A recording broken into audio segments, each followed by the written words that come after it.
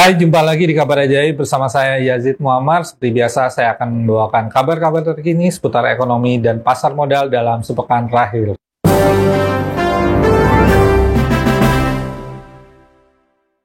Kita memasuki kabar yang pertama. World Bank atau Bank Dunia prediksi ekonomi Indonesia akan tumbuh 4,8% pada tahun 2021.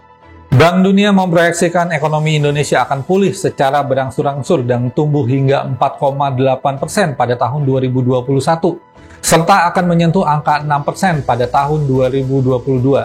Federico Gil Sanders selaku World Bank Economy Lead Indonesia mengatakan beberapa strategi yang dapat membuat ekonomi Indonesia bangkit ialah memperluas cakupan program perlindungan sosial, mengatasi kesenjangan secara tersistem, serta mempercepat penerapan kesehatan untuk seluruh lapisan masyarakat.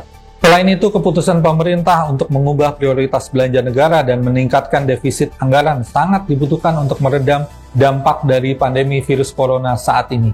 Kita memasuki kabar yang kedua. IHSG menguat selama 3 minggu berturut-turut. Indeks harga saham gabungan pada periode 14 hingga 18 Juli 2020 menguat sebesar 0,96% ke level 5.079. Dengan ini, IHSG telah menguat selama 3 minggu berturut-turut.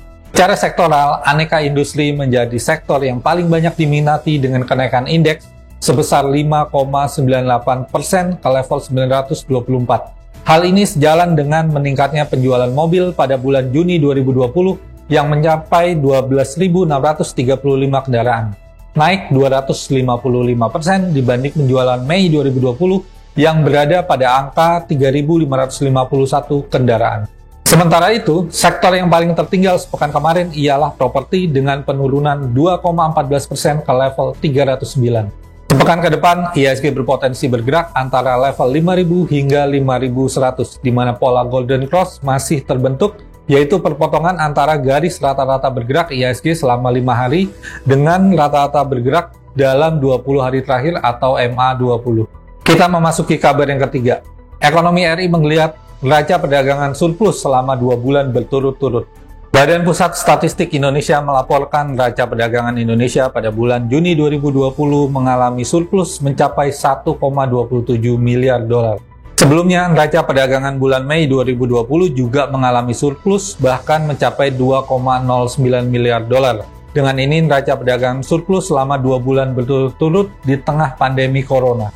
Surplus neraca perdagangan bulan Juni 2020 dikarenakan posisi ekspor yang lebih tinggi dibandingkan impor. Kinerja ekspor bulan Juni 2020 mencapai 12,03 miliar dolar, naik 2,28%. Sementara nilai impor pada bulan Juni 2020 tercatat sebesar 10,76 miliar US dollar, atau turun 6,36% dibandingkan bulan yang sama tahun sebelumnya. Kita memasuki kabar yang keempat atau kabar terakhir. BI turunkan suku bunga terendah dalam sejarah. Bank Indonesia melalui forum rapat Dewan Gubernur yang digelar pada tanggal 15 hingga 16 Juli 2020 memutuskan untuk kembali memangkas suku bunga acuan yang dikenal sebagai BI 7 Days Reverse Repo Rate atau BI 7 Day RR. BI memangkas suku bunga sebanyak 25 basis poin menjadi 4%. Gubernur BI Peri Warjio mengambil keputusan tersebut sejalan dengan inflasi yang tetap konsisten rendah serta mempercepat pemulihan ekonomi di tengah wabah COVID-19. Tingkat suku bunga yang saat ini sebesar 4% merupakan yang terendah sepanjang sejarah Indonesia. Peri menyampaikan, ruang penurunan suku bunga acuan akan dipengaruhi oleh beberapa faktor. Salah satunya adalah perkembangan inflasi. Saat ini, inflasi diperkirakan akan berada pada level yang rendah seirama dengan ekonomi yang belum pulih. Demikian berita seputar ekonomi dan pasar modal sepekan ini. Semoga membantu kamu untuk berinvestasi lebih baik. Jangan lupa saksikan Kabar Ajaib minggu depan. Sampai jumpa.